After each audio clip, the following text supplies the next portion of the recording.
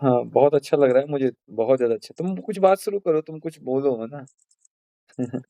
हाँ भैया, मैं ये बोल रहा था कि आपने पूछा ना मुझे कि तुम्हें मन नहीं करता वो एस्ट्रोनॉट वगैरह बनने का। तो मेरा तो एक ही सपना था जब मैं मास्टर्स करने यहाँ आया था। तो वो था कि मैक्स प्लैंक जाना, बस। अच्छा, हाँ। अरे एक तुम्हें ब्रह्मांड तो के वो दूसरे कोने पे भ्रमण करा रहे हैं, तुम मैक्स प्लैंक में अटके हुए हो। नहीं नहीं, मुझे तो अगर मैक्स प्लैंक ही चाहिए, ऐसा था मेरे फिर। अच्छा, अच्छा। Max max plank of gravitational wave, Albert Einstein institute. अच्छा, अल्बर्ट आइंस्टीन। यही था भैया। अल्बर्ट आइंस्टीन खुद रिजेक्ट हो गए थे उस इंस्टीट्यूट में, एक ज़माने में। हाँ। मालूम है तुम्हें नहीं? अल्बर्ट आइंस्टीन को खुद नहीं। उसमें पढ़ने का मौका नहीं मिला था, जो अल्बर्ट आइंस्टीन के नाम से इंस्टीट्यूट है। तुम्हें नहीं मालूम है शायद लेकिन ये बात? आज ये बात नहीं मुझे पता थी। जहाँ तक मैं सही हूँ, ऐसा है। अच्छा, ये हमारा रिकॉर्ड होके यूट्यूब पे जाएगा, कोई दिक्कत तो नहीं है ना, ये कर रहे तो कोई दिक्कत नहीं है, हैं? कोई दिक्कत नहीं है। दुनिया भी देखे कि हम लोग ब्रह्मांड की सैर कर रहे हैं। मेरा तो ना बचपन से, मैं ना ये गेम देखता था ना, ये कहते हैं राजू, हमारे बचपन में गेम आता था राजू और उड़न तस्तरी। उड़न तस्तरी जो है ना, हम्म, उड़न तस्तरी उसको कहते हैं, स्पेसशिप को।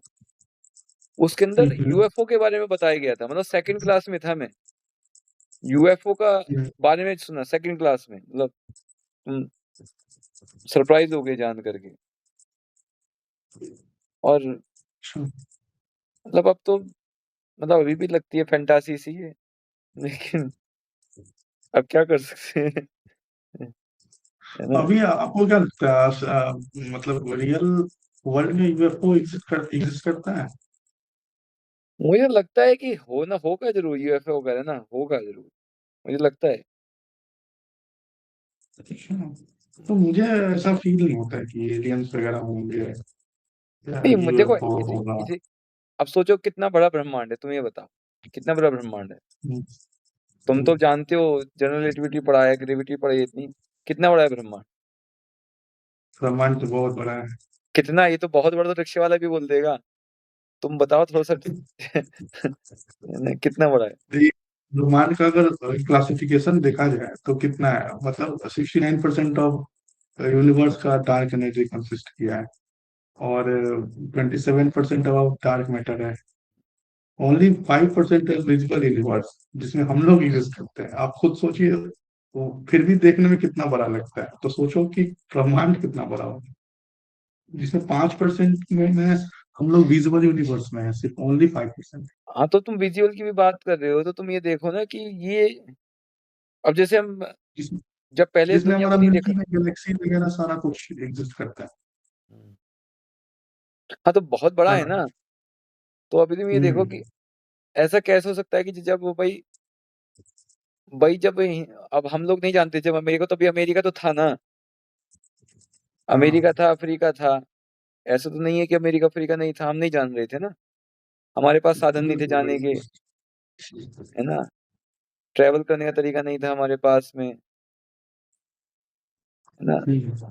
तो मुझे लगता है कि होगा तो सही ना, आज नहीं तो कल, अगर मान लीजिए ये हम इस तरीके से हो गए कि, मुझे तो इवन ये भी लगता है और कई बार ना कि हम। हम लोग जो है ना, कुछ कह रहे हो क्या? हाँ। नहीं, कि हम लोग ये बोल रहे थे भैया हाँ, कि जब हम लोग लैब में काम करते थे तो याद है हम लोग सिर्फ इंटरेक्शंस पे काम करते थे। ओनली एक ही चीज, इंटरेक्शन। कहाँ तो डार्क एनर्जी में। फिजिकल यूनिवर्स में तो एस्ट्रोफिजिक्स वाले काम करेंगे। किसमें, फिजिकल यूनिवर्स में? मतलब मेरे कहने का जो विजिबल यूनिवर्स है, जनरली हाँ, लोग हाँ, हाँ, हाँ, एस्ट्रोफिजिक्स वाले ज्यादा काम करते हैं। हाँ। हम लोग डार्क मैटर और डार्क एनर्जी के बारे में इंटरेक्शंस देख रहे हैं। लेकिन मुझे कौन लगता सा मैटर बैरियोनिक है, मुझे लगता नहीं कौन है कि सा क्या डार्क है। मैटर डार्क एनर्जी जैसी कोई चीज है। मुझे लगता है शायद डार्क मैटर डार्क एनर्जी है ही नहीं। मुझे मुझे तो कभी कभी फील होता है कि जो हमारा यूनिवर्स एक्सपैंड कर रहा है, तो हम्म, वो उसका जो जड़ है, हम्म। वो मुझे लगता है कि डार्क एनर्जी है, एक्सपैंड करने नहीं वो तो ठीक है, वो तो लोग कहते ही हैं, लेकिन ये बताओ ना कि अगर डार्क एनर्जी, पता नहीं क्या है डार्क एनर्जी, मुझे खुद नहीं मालूम डार्क एनर्जी क्या है। मतलब मैं बड़े बड़े प्रोफेसरों की तरह बेवकूफ नहीं बना सकता लोगों को। ये सही है। सच्चाई बात यही, मुझे लेकिन नहीं डार्क मालूम। एनर्जी कुछ तो है, मतलब अगर देखा जाए तो बहुत सारे लोग क्वांटम कंप्यूटिंग में देखिए इंटेंगलमेंट पे भी काम कर रहे हैं। बॉब एंड एलाइंस एक्सपेरिमेंट है, टू क्वांट्स। तो पॉसिबल है कि किया जा सकता है काम इस पे। सिर्फ इंटरेक्शंस ही नहीं है, इंटरेक्शंस में तो सिर्फ यही देख रहे हैं ना कि हमारा जो मॉडल है वो वहां पे जाके कैसा बिहेव कर रहा है। पता नहीं यार, मुझे तो समझ में नहीं आती इतनी बड़ी बड़ी बातें। दूसरी दुनिया की लगती हैं। एक ऐसा अभी लगता है तो कि मैं यही किसी लग रहा है अभी। ऐसा लगता है कि तुम किसी दूसरे ब्रह्मांड से आए हुए हो यहाँ पे, है ना। हाँ, अभी तो जो ज्यादा जितने भी हैं सब लैम्डा सीडीएम को लेके ही काम कर रहे हैं।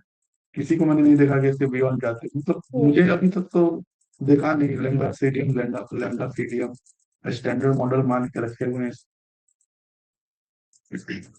किसी पे सारा डेटा एनालिसिस हो रहा देखो है।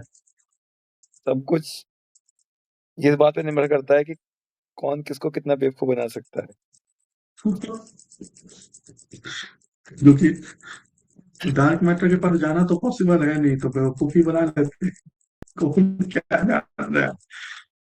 फंड। मैथमेटिक्स करना है बैठ के, टेंसर कैलकुलेशन।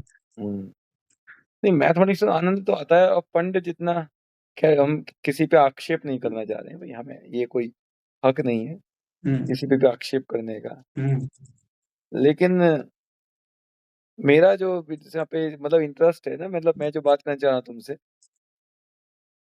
मैं हम्म। सिर्फ ना उसी को नहीं जा रहा हूँ कि कैसे कैसे हम लोग इसके आकर्षण में फंसते चले गए, कैसे हमने अपनी जिंदगी बर्बाद कर ली। नहीं, मेरा तो मेरा बर्बाद नहीं हुई आपसे है। तो ज्यादा चला गया है। अच्छा अच्छा, अभी बर्बाद नहीं हुई है। मेरा नहीं नहीं, मेरा तो है, मतलब दो अभी साल है तो चले बर्बाद, गए हैं इसी में। अभी बर्बाद होने की है जिंदगी। नहीं, अब नहीं होना चाहता हूँ। अब नहीं, हो गया अब। नहीं लेकिन ये नहीं हो सकता है कि हमारा जो डिस्कशन है वही जो है इतना महत्वपूर्ण हो जाए, यही तुम्हारी जीवन को। तो मुझे जो समझ में आता है ना, कि मेरे को जो आकर्षण लगता है ना, एक्चुअली ये जो रहे ना, क्या नाम है इनका, ये जो जैन विष्णु नार्लेकर जो है ना, हम्म जैन विष्णु नार्लेकर का बड़ा रोल है इंडिया में बहुत सारे लोगों को कॉस्मोलॉजी में मोटिवेट करने की। जैन विष्णु नार्लेकर ने ना अपना एक, इन्होंने सीरियल बनाया था, तुमने देखा हो तो कभी, अंतरिक्ष। नहीं, देखिए भैया, मैं तो एक ही इंसान को जानता हूँ जिससे मैं मोटिवेटेड हुआ, and you know very well. अच्छा नहीं नहीं, उस इंसान की उनके बारे में बात नहीं करेंगे। वह बाकी मैं बात कर रहा हूँ। तो बस आ गया देख के कि आज समझ लेंगे डार्क एनर्जी है क्या, लेकिन अच्छा, अभी तक बचपन नहीं से समझा। इंटरेस्टेड नहीं थे तुम इसमें? नहीं, मैं इंटरेस्टेड था एस्ट्रोफिजिक्स को लेकर जब मैं मास्टर्स में था तो। एस्ट्रो में लेकिन क्यों? जब मैं ये मास्टर्स में जब तो मैं एस्ट्रो था में क्या करना तो, चाहते थे लेकिन तुम? नहीं मुझे कुछ पता नहीं था मास्टर्स के टाइम में कि मुझे इंटरेस्टेड था कि मुझे गैलेक्सीज के बारे में जाननी है, ब्लैक होल्स के बारे में जानना है, तो मैं एस्ट्रोफिजिक्स लूंगा। लेकिन जब मालूम चला कि नहीं, इसके बियॉन्ड भी बहुत कुछ है, और जब जब ये इलेक्ट्रोडायनेमिक्स पढ़ाई गई जिसमें टेंसर्स आते हैं, वहां से थोड़ा इंटरेस्ट बना कि नहीं, टेंसर्स को लेके चलेंगे, जनरल रिलेटिविटी पढ़ेंगे। अच्छा। और जब जनरल रिलेटिविटी पढ़ा तो मालूम चला कि एक और फील्ड है, वो है कॉस्मोलॉजी। हम्म, पता नहीं चला फिर तुम्हें लाया इंटरेस्ट गया, अपनी किस कश्ती ही वहां ढूंढी, डूबी जहां पानी कम था, हमें अपनों ने आगे लूटा था गैरों में वही। कहाँ दम था। हमें सही तो बात अपनों है। ने लूटा, तो घरों में कहाँ दम था, है ना। देखिए, अगर मैथमेटिक्स की बात की जाए तो ऐसा नहीं है, मैथमेटिक्स में मजा तो आता है, मैथमेटिक्स सॉल्व करने में मजा आने लगा था, और नहीं, इस कारण से ये मजा तो ठीक है, लेकिन यार ये इतनी जो सोफिस्टिकेटेड मैथमेटिक्स है, ये लोगों को समझ में तो नहीं आती हम्म, आती ना। अब बात ये है हाँ, सिर्फ। अभी तक तो सेकंड ऑर्डर में फंसे हुए हैं, जहां तक मुझे पता है फर्स्ट ऑर्डर भी है कुछ। हाँ, first order formalism of general relativity है ना, second order first general. Order तो बहुत ही मुश्किल है। नहीं है तो सही, मुश्किल मुश्किल देखो, गणित कुछ भी नहीं है। गणित अगर किया जाए ना, जो मैं सोचता हूँ कि मेरा तो बड़ा, मेरी रुचि तो फिजिक्स से ज्यादा गणित में है। मैं तुम्हें ईमानदारी से बताऊं, मैं तो गलती से मेरा फिजिक्स भी में आ गया हूँ। मेरा हाँ, हाँ, मेरी रुचि गणित में बहुत मैथमेटिक्स ज्यादा है। मैथमेटिक्स तो मुझे ऐसा लगता है कि बहुत ही प्योर चीज है मैथमेटिक्स। हम्म, कुछ गलत चीज नहीं आपको दे, फिजिक्स की तरह गुमराह नहीं करेगा मैथमेटिक्स, आपको प्योर रिजल्ट देगा। हम्म, ये तो है बात। ये डालूंगा मैं ना, ये वाला यूट्यूब पे डाल दूंगा। मेरा कई चैनल है, एक चैनल है उस पे डाल दूंगा, फिर तुम्हें शेयर करूंगा। ठीक है। देखें क्या, फिर कुछ प्लान करके कभी करेंगे कुछ, या तो ब्लैक होल पे डिस्कशन करेंगे, या तो कुछ, या हाँ, बिल्कुल बिल्कुल। एक्चुअली ना, तो कम से कम तफरी हो जाए कुछ, फिजिक्स ना ऐसे ही तफरी हो जाए।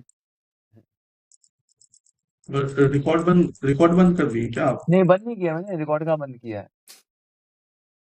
मैं अच्छा तुम्हें अच्छा। दिखाना चाह रहा हूँ मेरा जो इंटरेस्ट है, मतलब अपना प्यार, कि अभी भी लेटा हुआ हूँ तो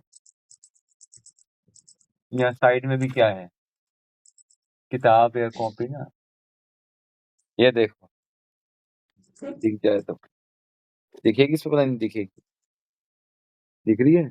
अभी नहीं नहीं नहीं दिख रही है यहाँ से। अच्छा, मैं ऐसे बताया था मगर, टोपोलॉजी की बुक है, बहुत अच्छा, topology geometry topology. For physicist. हाँ, टोपोलॉजी की बुक है। टोपोलॉजी तो मुझे सीखना था बहुत, मतलब इंटरेस्ट हूँ टोपोलॉजी का, लेकिन उतना हिम्मत नहीं है कि मैं खुद से पढ़ूं कुछ। टोपोलॉजी तो मेरे साथ सीख सकते हो, तुम्हारा मन हो तो, लेकिन तुम्हें कुछ फायदा होगा सीख करके। हर चीज को फायदे से क्या जाओ, मैं जान मतलब सीखना चाहता हूँ तो एक रहेगा ना, मुझे आती है, नॉलेज है तो सीखो, फिर लाइफ सीखूंगा मैं। में। टोपोलॉजी तो मैं तुम्हें सिखा दूंगा शॉर्ट में। मुझे बड़ा टाइम लगा, लेकिन तुम्हें इतना टाइम नहीं लगेगा। जो काम का मुझे चीज़ है तो वो फर्स्ट सिखा ऑर्डर दूंगा। फॉर्मुलिज्म हैं, फर्स्ट ऑर्डर फर्स्ट भी ऑर्डर सिखा दूंगा फॉर्मुलिज्म यार। मैं कहाँ जाऊंगा लेकर के। मैं, तो आपको पैर पकड़ के रखना पड़ेगा मुझे, हाँ, छोड़ूंगी नहीं नहीं। नहीं, मैं बंगालियों जैसा नहीं हूँ, है ना, कि हाँ कोई चीज, अरे मैं तो सीधा बोलता हूँ, जो है ना, एक चीज आ गया तो बताना नहीं है किसी को भी, हमें आ गया है, बहुत बड़ी बात है। हम्म। भैया आप आपको मतलब कैसे इंटरेस्ट हुआ, आपने अपना कहानी नहीं बताई, आपको क्या, इंटरेस्ट कैसे हुआ इसमें, आपको इंटरेस्ट कैसे हुआ इस फील्ड में? मेरा इंटरेस्ट मैंने बताया ना, एक्चुअली बचपन से तो मेरे को ये था कि मुझे कॉस्मोलॉजी में बड़ा इंटरेस्ट था, बचपन से ना, मतलब सेकंड हम्म, सेकंड उससे ना। और हम्म, मैं कॉमिक्स बहुत पढ़ता था, तो मेरा इंटरेस्ट तो था। हम्म, लेकिन ना मैं जैसे हम्म, कि, जब मैं 10th में गया तो मैंने ना क्वांटम मैकेनिक्स के बारे में सुना, तो मैंने हम्म, क्वांटम मैकेनिक्स में मेरा इंटरेस्ट हुआ। तो अब क्वांटम मैकेनिक्स, मैंने बहुत लोगों से बात करी कि मुझे क्वांटम मैकेनिक्स सिखा दो, क्वांटम मैकेनिक्स सिखा दो, है ना। अब तुम समझ सकते हो कि कितने उस समय कितने लोगों को आती होगी, बीएससी वाले स्टूडेंट कोई, है ना। अधिक से अधिक हम्म, बीएससी एमएससी वाले लोगों से मिल पाएगा व्यक्ति। तो कई लोगों ने मुझे बिल्कुल। बेवकूफ बताया, हाँ हाँ हाँ सीख जाओगे ये वो। लेकिन 11th में जब मैं गया, तो मैंने ना, मुझे हम्म, फेनमैन लेक्चर फिजिक्स पार्ट 3 मिल गया, है ना। और फेनमैन लेक्चर फिजिक्स पार्ट 3 मिला, तो उसमें मैंने क्वांटम मैकेनिक्स देखी। तो मुझे इक्वेशन समझ में नहीं आ रही थी, डिफरेंशियल इक्वेशन कहाँ आती है 11th क्लास के बच्चे को। अब वो लाप्लासियन ऑपरेटर ऑपरेटर कहाँ बिल्कुल। आता है। फिर बिल्कुल। मैंने ना वो बीएससी की सारी किताब पढ़ी मैंने मैथमेटिक्स की, जो है ना समझने के लिए। तो भी मुझे ना उतना अच्छे से समझ में नहीं आया। अच्छा, उसी दौरान मैंने क्या किया, उसी दौरान मैंने ना ये करते मुझे ना एससी वर्मा जी की किताब में लास्ट में स्पेशल रिलेटिविटी थी। स्पेशल बिल्कुल, रिलेटिविटी। हाँ, थोड़ा सा दिया हुआ है उसमें। हाँ, उसमें ना लास्ट में क्वेश्चन है, जिसमें कि एक योगी ट्रैवल करते हैं लाइट की स्पीड से, है ना? तो मुझे बड़ा आश्चर्य हुआ कि लाइट की स्पीड से ट्रैवल करते हैं। एक क्यूरोसिटी जाग गई ना जैसे कि। और उसमें ना उस समय दौरान में मैं ना ये का मैकली ये, अरे क्या बोलते हैं इसे, अरे कम्युनिस्ट विचारधारा से बड़ा प्रभावित था मैं स्टार्टिंग। तो मैं कम्युनिज्म की बुक बहुत पढ़ता था। तो कम्युनिस्ट की एक बुक मैंने पढ़ी, वो बुक थी the last dream of Einstein. तो यही नाम था शायद। तो आइंस्टीन का आखिरी सपना, उसके अंदर जिक्र था। The last dream of Einstein में ना जिक्र था कि आइंस्टीन का सपना था कि वो 4 फंडामेंटल फोर्सेस को यूनिफाइड करेगा। जब मैं शायद 11th-12th में था, हाँ 11th में था, हाँ 11th में था, मैं बता रहा हूँ। मेरा सारा काम तो 11th में हुआ है। जिंदगी की बर्बादी का सारा काम 11th में हुआ है। फिर क्या हुआ कि ये मैं गया, हाँ मुझे, हाँ 10th में जब मैं था तो मैंने कुछ पढ़ा, किसी फिलोसफी की बुक में पढ़ा था कि टाइम ट्रेवलिंग कर सकते हैं। तो टाइम ट्रेवलिंग से सारा किस्सा चालू हुआ ये। हाँ, ये किस्सा चलो टाइम ट्रेवलिंग से। तो उसके अंदर वो कहता है कि कई सारे अनुभव हैं ऐसे जिसमें लोगों ने टाइम ट्रेवलिंग कर लिया अचानक। तो ऐसी एक राइटर है, क्या कहते हैं उसे, जेबी प्रिस्टले। जेबी प्रिस्टले की एक बुक है मैन एंड द टाइम। और इवान सैंडरसन है, इवान सैंडरसन की बुक है टाइम स्लिप। मेरे पास अगर होगा, मेरी डायरी में लिखा हुआ है मैंने, मैं ये बुक ढूंढूंगा मैं। तो 10th में लिखा था। 11वीं में ना मैं लाइब्रेरी में गया, तो मुझे लाइब्रेरी में, मैं आईआईटी की लाइब्रेरी में गया, मैं national institute of science academy गया, मैं दिल्ली में बहुत लाइब्रेरियों में गया, बहुत लाइब्रेरियों। तो मुझे एक जगह मिल गई वो किताब ना, मैन इन द टाइम, है ना। और इसके साथ साथ मुझे एक किताब और मिली, और एक रीजन और था, रीजन मैं तो बता, बहुत डीप रीजन। जब मैं 10th में था तो वो सन वो था जब स्टीफन हॉकिंग इंडिया आए थे पहली बार। और पूरे ये था 2000 का ईयर था, सन 2000 ही था शायद, 1999 या 2000 था। तो पूरे अखबार में ना इतनी बड़ी बड़ी फोटो थी उनकी ना। और सोचो, एक 9-10 क्लास का बच्चा है, उसके सामने अखबार है, उस अखबार में फोटो है एक ऐसे वैज्ञानिक की जो ना चल सकता है ना फिर सकता है, कंप्यूटर के थ्रू बात करता है, और पूरे अखबार में कलरफुल फोटो हैं ब्लैक होल के बारे में, पूरी मतलब कहानियां। समझ में मेरी बात को, ये कितना कितना फैसिनेटिंग होता है 9 क्लास 10 क्लास के बच्चे के लिए। तरुण की मेरी क्लास में, तुम बोर तो नहीं हो रहे सॉरी मेरी बात से? नहीं नहीं नहीं, कंटिन्यू करिए आप। तरुण जो है, तरुण था मेरी क्लास में। तो तरुण ने मुझे बताया कि मालूम है, धरती का ब्लैक होल अगर बन जाएगा ना तो वो 1 मिलीमीटर के साइज का होगा। मुझे आज भी याद है, तरुण ने मुझे बोला, मैं 1 मिलीमीटर के साइज का। और मैंने तरुण से वो अखबार ले लिया, वो अखबार मैंने उठा के रख लिया। तो वो ना उस मुझे यहाँ तक आता, उसने मेरे पे ना, मेरे दिमाग पे बहुत गहरा असर डाला। उसके बाद जब मैं 11वीं में था, तो मैं जब गया लाइब्रेरी में, तो मुझे बुक मिली ब्रीफ हिस्ट्री ऑफ टाइम। उस अखबार में भी ब्रीफ हिस्ट्री ऑफ टाइम का जिक्र था किताब का। उस किताब के एक पेज पे लिखा हुआ है, कोई बीच में एक पेज है जिसमें वो बात करते हैं, जो वो सैडल पॉइंट की बात करते हैं, जिसमें ये कर्वेचर ऑफ यूनिवर्स की बात करते हैं ब्रीफ हिस्ट्री ऑफ टाइम में ना वो। तो उसके अंदर वो स्टीफन हॉकिंग जिक्र करते हैं राय चौधरी इक्वेशन का। अब जैसे ही मैंने राय चौधरी इक्वेशन देखी ना, मेरी आंखें यार चमक गई। मैंने कहा, अगर चौधरी इक्वेशन हो सकती है तो अग्रवाल इक्वेशन भी होगी एक दिन। आपको एक चीज पता है, हैं? आपने कभी मास्टर्स के स्टूडेंट को कभी आप ना फ्रीडमैन इक्वेशन और रैम चौधरी इक्वेशन दिखाइएगा। तो पता है क्या बोलेगा क्या है? कि हैमिल्टोनियन है। हैं? वो बोलेगा हैमिल्टोनियन है। हाँ, अब क्या कर लें, अब देश में वो जो है ना, उस वजह से तो बता रहा हूँ, उस वजह से मेरे को ये हो गया था कि नहीं मुझे ये करना है।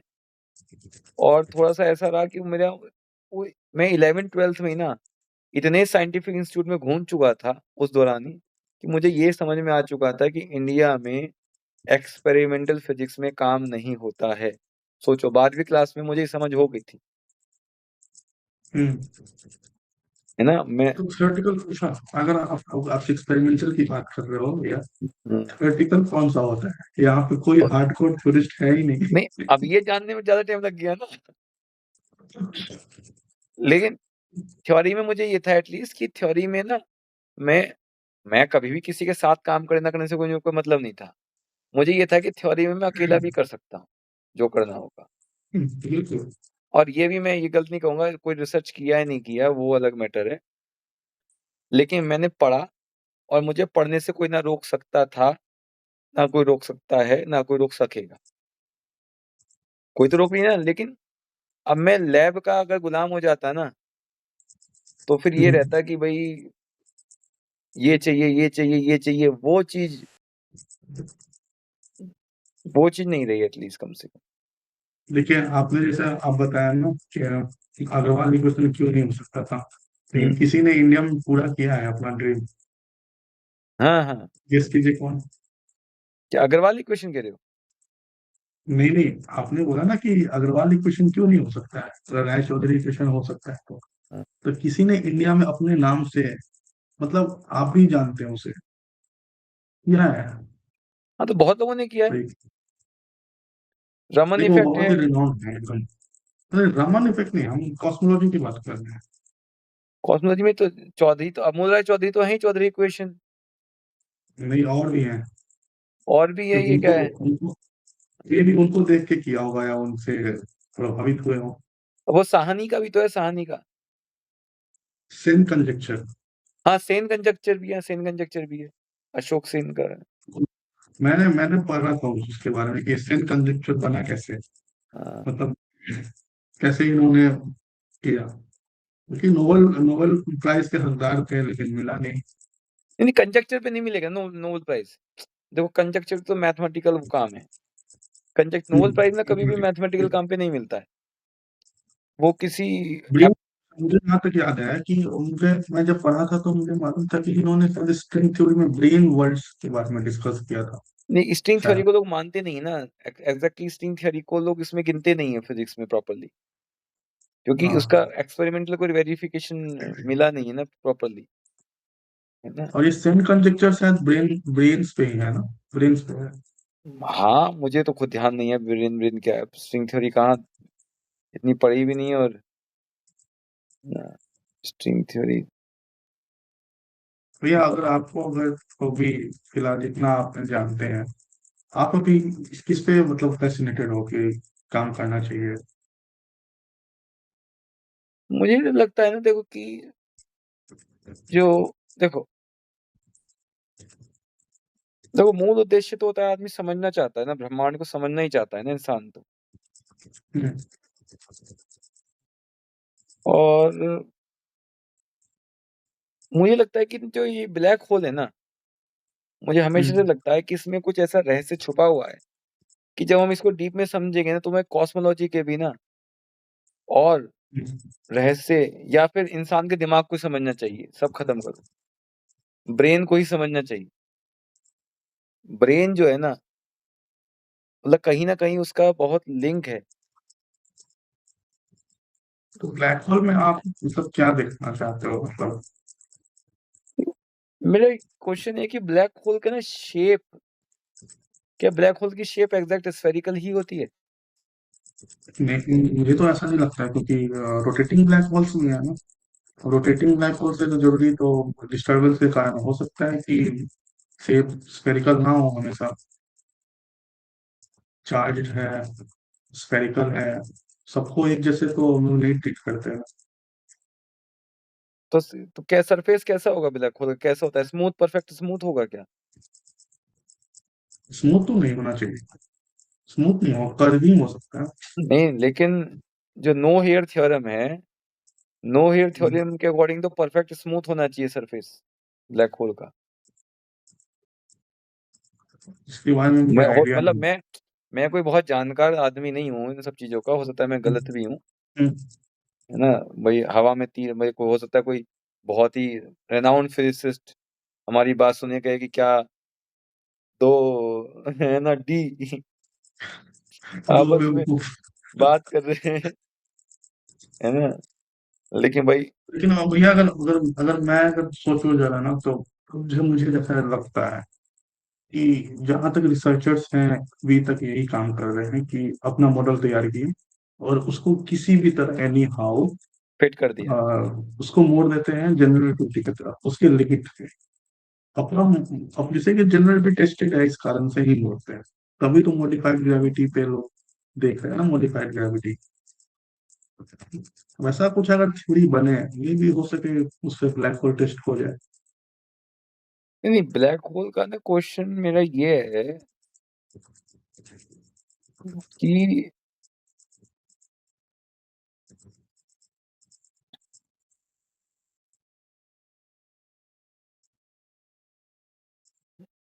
थोड़ा मैं सोचने लग गया, सॉरी। भाई ब्लैक होल में ये कहते हैं कि भाई बहुत ज्यादा, सॉरी, मास और सॉरी बहुत ज्यादा ग्रेविटी हम्म, है ना। और जैसे मान लीजिए ब्लैक होल के अंदर तुम्हें डाल दिया हमने, हम्म। सपोज, तो क्या होगा तुम्हारा? डाल दिया तो गया मैं, और क्या, खत्म। कुछ भी दिखने वाला नहीं मुझे। अरे खत्म लाइट कैसे हो पहुंच गए? की नहीं। नहीं नहीं, ये खत्म कैसे लाइट होगे? तो। क्योंकि ब्लैक होल के अंदर ग्रेविटेशन फोर्स बहुत ज्यादा होगा, है ना। हम्म, तो जब हम्म, तुम्हें डाला जाएगा, किसी को भी डाला जाएगा, तो टाइडल फोर्स बहुत ज्यादा हो जाएगा ना। हम्म, तो कोई भी चीज डाली तुमने, वो फिर टुकड़े टुकड़े हो जाएगी। यही तो होगा। पॉसिबल है, हाँ। भाई ग्रेविटी इतनी ज्यादा है, वो हम्म, हर साइड से अट्रैक्ट हो रहा है, तो टुकड़े टुकड़े ही तो हो जाएगा, क्या होगा? इवेंट हॉरिजन में जैसे जाएगा, क्या होगा? The way, event horizon, the way to no back. नहीं वो तो, हाँ वो तो बात ठीक है, किसी को पता नहीं है विंडोज के अंदर जाने में क्या होता है। लेकिन मैं कह रहा हूँ कि मान लीजिए कि मैं कह रहा हूँ बहुत एक्सट्रीम ग्रेविटी है, तो यही तो होता है ना एक्सट्रीम ग्रेविटी के अंदर, मतलब कि मान लीजिए टूट गई चीज। देखिए भैया, अगर आपने एक्सट्रीम ग्रेविटी की बात की, तो हम्म, ये तो यूनिवर्सल जो जी है हमारा, यूनिवर्सल ग्रेविटेशनल कांस्टेंट, यही है। हाँ हाँ। अगर ये एक्सट्रीम है, तो मुझे तो एक फंडामेंटल बात याद आ रही है जो 11th से पढ़ रहा हूँ, कि अगर ग्रेविटी जी की वैल्यू बहुत ही ज्यादा बढ़ जाए तो हम खुद ही दब के मर जाएंगे। हम्म। और बहुत ही कम हुआ तो ऐसा हुआ कि मैं एक छलांग में चांद पे पहुंच जाऊं, पॉसिबल ये भी है। हम्म। तो अगर इतना इतना ज्यादा ग्रेविटी है ब्लैक होल के पास, तो हम पहली बात वहां से जा, वहां तो हम लोग पहुंच ही नहीं पाएंगे। ये तो बात है यार, क्या क्या वाहियत बात करते हैं, भगवान ही जाने। भगवान पे आ गए ना इन द लास्ट।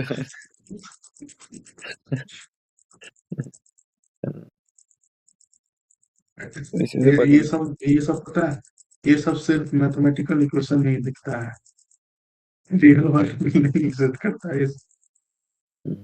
चलो मैं स्क्रीन रिकॉर्डिंग रोक देता हूँ।